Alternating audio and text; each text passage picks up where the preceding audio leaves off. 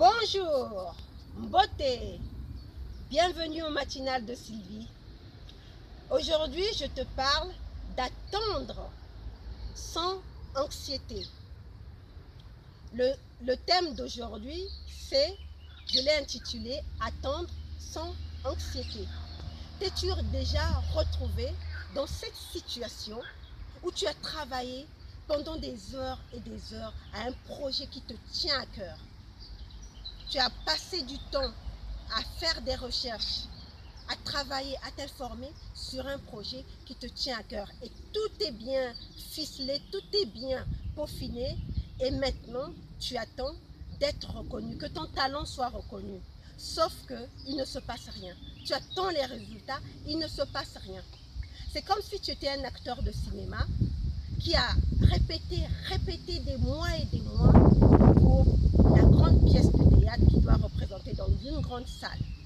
Et le jour J de la grande représentation, tu dois attendre dans les coulisses que vienne ton tour de monter sur scène. Le premier acte est passé. Ensuite, il y a l'entracte. Et après l'entracte, c'est toi qui devrais passer. Sauf que l'entracte est interminable. Pour une raison que tu ignores, l'entracte est interminable. Et toi, dans les coulisses, tu commences à t'impatienter. Tu te demandes ce qui se passe. Tu ne sais pas. L'anxiété commence à monter. Et plus l'anxiété commence à monter, plus tu t'impatientes et plus tu commences à avoir des doutes. Alors moi, aujourd'hui, à travers cette vidéo, je viens te présenter trois astuces pour calmer ton anxiété et attendre sereinement de tirer ton épingle du jeu afin que ton talent soit reconnu. Première astuce, considère ce moment, ce temps d'attente comme une brillante, une belle opportunité qui t'est offerte par la vie pour t'aligner avec la divinité qui est en toi, pour te recentrer sur toi-même afin de faire descendre la lumière. Et ce temps que tu passes à attendre, tu peux le prendre encore à peaufiner, à améliorer certaines choses dans ton projet. Ça me rappelle quand je cherchais du travail. Pendant des mois et des mois, j'ai envoyé des CV et je n'avais toujours pas, même pas un appel pour un entretien. Et je commençais à me poser des questions. Mais ensuite, je me suis dit, mais j'ai du temps. C'est pas comme si je n'avais rien fait. C'est pas comme si j'étais là à longueur de journée à regarder une série débilitante à la télé et que je ne fais rien de mes journées. J'ai lancé des CV et pendant que j'étais chez moi, je faisais des recherches. Je me suis dit, bah, je vais profiter de ce temps pour, comme je suis chrétienne pratiquante, pour me relier à mon Dieu.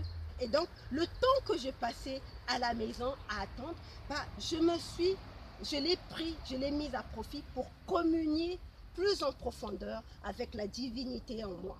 Et ça m'a permis d'attendre sereinement qu'on m'appelle pour un entretien.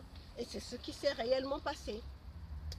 La deuxième chose, dis-toi bien qu'il y a une bonne raison à ce temps d'attente. Ça peut paraître cliché de dire ça, qu'il y a une bonne raison à ce temps d'attente. Mais sauf que dans les faits, ça se passe réellement comme ça. Ça me fait penser, quand j'étais enceinte, le terme de l'accouchement avait été fixé au 4.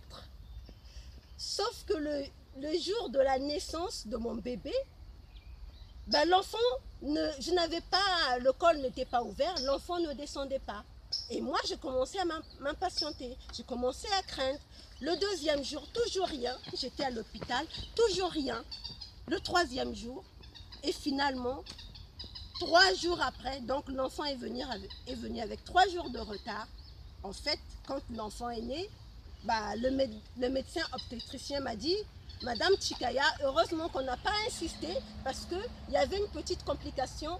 L'enfant, si on avait forcé, bah, il y aurait eu des complications à la naissance. Heureusement qu'on n'a pas insisté. Donc, ça montre bien qu'il y a une bonne raison quand ce qu'on attend ne vient pas au moment où on l'attend.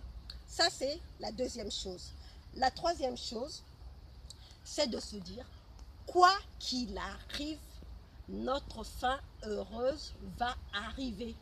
C'est une loi de l'univers et on sait que les lois de l'univers sont immuables. C'est la loi du donner et du recevoir. Tu as donné de l'amour, tu as travaillé avec passion, tu t'es investi, tu as tout fait avec ton cœur. Le proverbe dit bien, là où est ton cœur, là sera ton trésor. Moi, j'aime bien le livre de l'alchimiste de Paulo Coelho. Le héros du roman, Santiago, a connu des péripéties pendant longtemps. À un moment donné, il voulait rebrousser chemin pour ne pas aller à la quête de son trésor.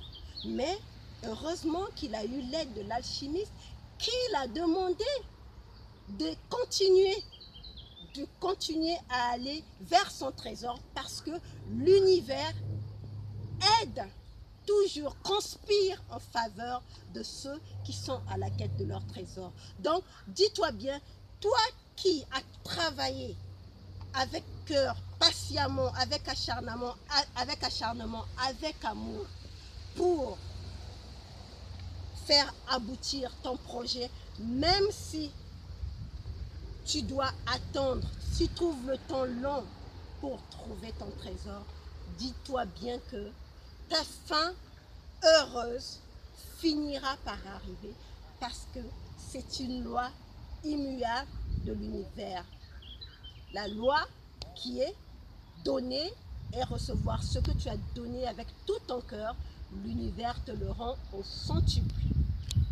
Voilà ce que j'avais à te partager aujourd'hui comme astuce. Donc, première astuce, dis-toi bien que ce temps d'attente est une brillante opportunité pour te recentrer avec l'univers. Deuxième astuce, c'est que tu te dises que dis-toi bien qu'il y a une bonne raison à ce temps d'attente. Et troisième raison, c'est que quoi qu'il arrive, troisième astuce, quoi qu'il arrive, dis-toi bien que ta fin heureuse finira par arriver. Je vais terminer en te lisant ce proverbe de Bruce Lee. Bruce Lee dit ceci: ce que vous pensez habituellement déterminera en grande partie ce que vous deviendrez à long terme. J'espère que cette vidéo t'a plu et qu'elle va t'aider. Si c'est le cas, pense bien à liker, à partager à quelqu'un que ça peut aider et surtout, n'oublie pas de t'abonner à ma chaîne YouTube et mets du soleil dans ta journée. Je te souhaite de passer une très bonne journée dans la joie et la bonne humeur. Je te dis à demain. Bye bye.